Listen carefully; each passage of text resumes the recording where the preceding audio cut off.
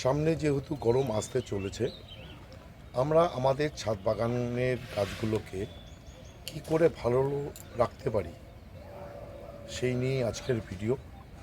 নমস্কার, আমি দেবজ্যোতি ওরফে রান্তু। আপনারা দেখছেন রান্তুর ছাদ বাগান। ছাদ বাগানে এই যে গরম পড়তে শুরু করাতে বা গরম যেহেতু আসতে চলেছে, গাছগুলোতে যে সমস্যা হয়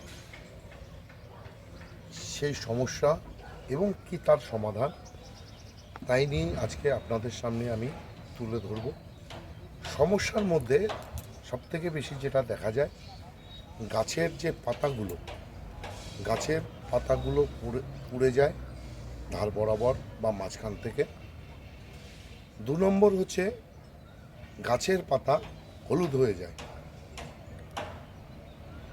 3 নম্বর হচ্ছে গাছের যেহেতু এখন ফুলের থেকে বেশিরভাগ ফলেরই গুটি ধরতে শুরু করেছে, এই গুটিগুলো কিন্তু অতিরিক্ত স্ট্রেসের জন্য, এই গরমের স্ট্রেসের ফলে গুটি ঝরে যায়। এই যে সমস্যাগুলো কিন্তু আমরা যেভাবে দেখতে পারি, সেটা প্রথমে আপনাদেরকে যে সমস্যাগুলো কি করে হচ্ছে, সমস্যাগুলো কি সেটা আপনাদেরকে প্রথমে দেখাই, তারপরে কি তার সমাধান সেটাও আপনাদের সামনে আমি তুলে ধরব। ছাদ বাগানে ফলের গাছের মধ্যে যে সমস্ত গাছগুলোতে পাতা পুড়ে যায় সহজেই, তার মধ্যে রয়েছে আম।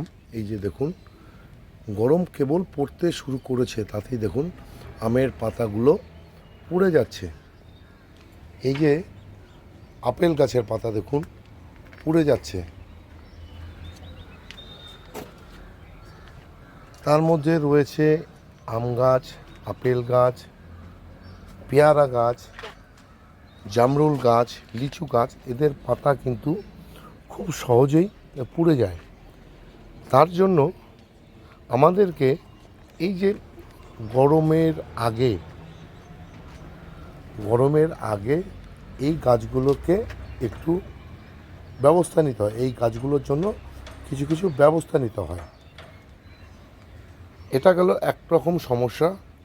2 রকম সমস্যা, এই যে দেখুন, এই যে আপেল গাছটির মধ্যে সমস্ত পাতাই মোটামুটি প্রায় ঠিক, মাঝে দেখুন 1-2টি করে পাতা হলুদ হয়ে যাচ্ছে। এই যে পাতা হলুদ হয়ে যায়, পাতা হলুদ হয়ে যাওয়ার কিন্তু বেশ কয়েকটি কারণ থাকে। যেমন টবের মাটিতে যদি অতিরিক্ত জল জমে থাকে, তাহলে কিন্তু গাছের পাতা হলুদ হয়।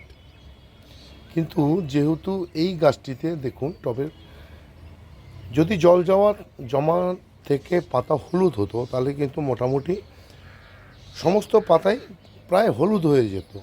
কিন্তু এখানে তা না, এখানে 1-2টি পাতা হলুদ হচ্ছে এবং পাতার সাইডগুলো পুড়ে যাচ্ছে।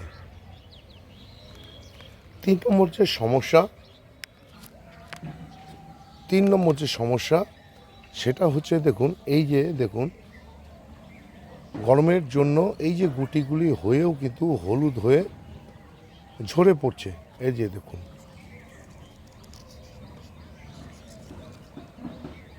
এসব কিন্তু হওয়ার কারণ সমস্ত গুটিগুলি এই যে অতিরিক্ত গরম সহ্য করতে না পেরে এভাবে কিন্তু গুটি ঝরে যায়।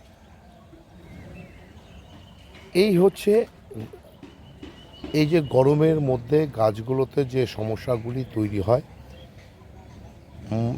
মূলত এই সমস্যাগুলি কিন্তু বেশি দেখা যায় গরমের জন্য। এই গরমের হাত থেকে গাছগুলোকে আমরা কিভাবে রক্ষা করতে পারি? প্রথমে আমাদেরকে করতে হবে কি, এই যে দেখুন, গরমের মধ্যে ছাদের যে মেঝে বা সেটা অতিরিক্ত হিট হয়ে যাওয়ার ফলে এই যে গ্রো ব্যাগেই থাকুক আর মাটির টবেই থাকুক বা প্লাস্টিক টবেই থাকুক, এই যে ছাদ যে গরম হয়ে যায়, সেই গরমের জন্য গাছের শিকড়ের মধ্যে কিন্তু এই গরমটা সহ্য করতে না পারে শিকড় নষ্ট হতে শুরু করে। তাই ছাদ বাগানে গরমের মধ্যে সমস্ত গাছকেই হয় এ ধরনের স্ট্যান্ডের মধ্যে রাখতে হবে, না হলে কোনো ইট বা থার্মোকল এ জাতীয় বা কাঠের উপরে কিন্তু আপনাদের এই যে গাছগুলোকে গরমের মধ্যে রেখে দিতে হবে। 2 নম্বর পদ্ধতি কি? 2 নম্বর পদ্ধতি এই যে দেখুন আমি এখানে একটি মালচিংয়ের ব্যবস্থা করে দিতে শুরু করেছি, যেহেতু গরম পড়তে শুরু করেছে। এখানে যে মালচিংটি করেছিলাম, কিভাবে মালচিং করেছিলাম, কী দিয়ে করেছিলাম, তার ভিডিও আমি 2 দিন আগেই আমার এই যে চ্যানেলে দিয়েছি। তাছাড়া আপনারা কি করতে পারেন, আমি যেমন এই যে মালচিংটি করেছি গোবর সার দিয়ে, তার মধ্যে কিছু উপাদান মিশিয়েছিলাম।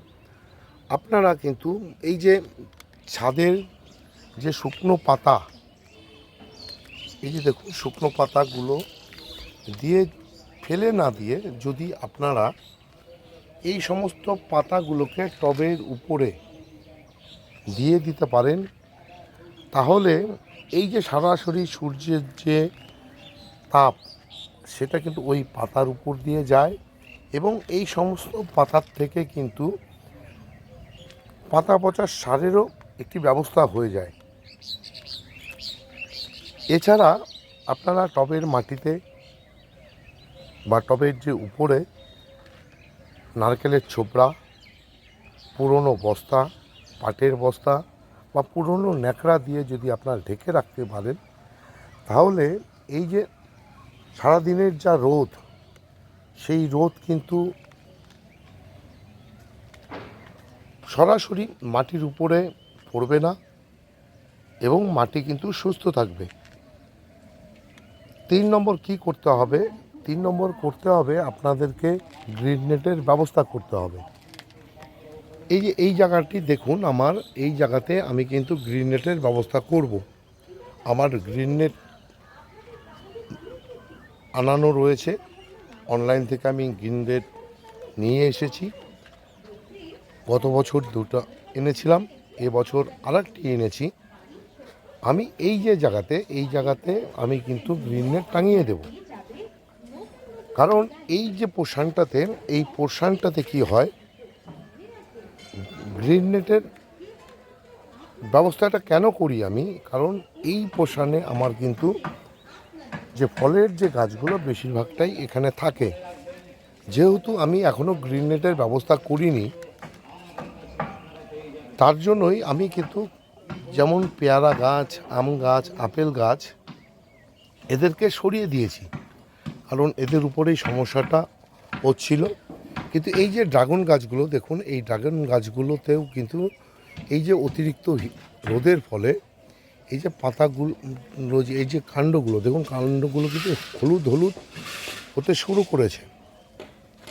কারণ এপ্রিল মাস থেকেই কিন্তু এই যে ড্রাগন গাছগুলোতে ফল ফলতে শুরু করবে। তাহলে এই গাছগুলোকে যদি আমরা এই বর্তমানে এই গ্রিন নেটের ব্যবস্থা না করতে পারি, তাহলে কিন্তু গাছগুলোর থেকে ফুল খুব একটা টিকবে না। যে সমস্ত ফুল হবে সে সমস্ত ফুল সব ঝরে যাবে। তাই আমি এই যে পোর্শনটা দেখছেন, আমার এই পোর্শনটা এখন ফাঁকাই রয়েছে, কেননা আমি এই পোর্শন থেকে আম গাছ, আপেল গাছ, পেয়ারা গাছ, লিচু গাছ, এই যে জাম গাছটিকে সরাইনি এখনও, এবং জামরুল যে গাছ সেটাকেও সরাইনি, কারণ এদের পাতা পোড়ার একটা সমস্যা থাকেই। আমি এতে সরাইনি, তার কারণ হচ্ছে 2-1 দিনের মধ্যেই আমি এই জায়গাতে গ্রিন নেটের ব্যবস্থা করে দেব। যেহেতু এখনও গ্রিন নেটের ব্যবস্থা আমি করে উঠতে পারিনি, মানে সময়ের অভাবে করতে পারছি না, তাই আমার এই যে পোর্শনটা দেখুন, এই পোর্শনটাতে হচ্ছে সকালের রোদ পড়ে কিন্তু সারাদিন তারপরে আর এই জায়গাতে খুব একটা রোদ পাওয়া যায় না। তাই বর্তমানে এই যে আমার আম গাছ, আপেল গাছ, জাম গাছ, পেয়ারা গাছ, লিচু গাছ, এই সমস্ত গাছকে কিন্তু আমি এই জায়গাতে এনে রেখে দিয়েছি। গ্রিন নেট টাঙানো হয়ে গেলেই আমি আর যে গাছগুলোকে কিন্তু আমি ওই জায়গাতে, মানে যেই জায়গাতে আমি গ্রিন নেট লাগাবো সেই জায়গাতে নিয়ে যাব। এছাড়া এই গরমের হাত থেকে বাঁচতে গেলে আমাদেরকে কি করতে হবে, এই সকাল বিকাল আমাদেরকে কিন্তু সমস্ত গাছই, শুধু ফলের গাছে এই না, আমার কাছে যে ফুলের গাছগুলো রয়েছে সেই সমস্ত ফুলের গাছগুলোতে সকালে এবং বিকালে কিন্তু স্নান করিয়ে দিতে হবে। কেননা সকালে স্নান করালে সারাদিনের রোদটা যখন পড়বে, এই যে সকালে স্নান করালে গাছের মধ্যে ময়েশ্চার থেকে যাবে এবং সারাদিন রোদটা খাওয়ার পর বিকেলে যখন আমরা গাছগুলোকে স্নান করিয়ে দেব, সে সময়